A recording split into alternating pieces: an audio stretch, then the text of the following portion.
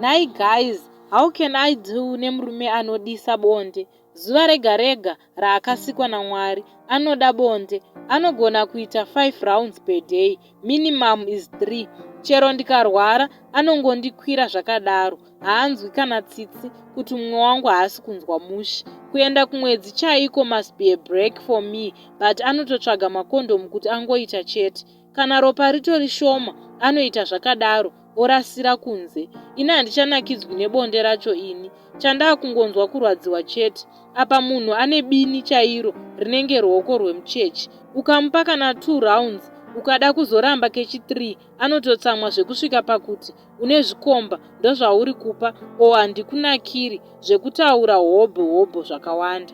Besides kukura kwayo, handisati ndambonakidzwa nebonde, ndinongonzwa pain kuchibereko. Apa anokandira kunge munhu ari kukanda aro nemadhatsi. Ndomutsiurawo sei, varume ndibatsirewo nenzira isingaitisi noise. Because kwazvava kuenda, ndaona ndapindwa nemweya wekurongedza mabhegi. Ndinodawo kuzorora vedu wei.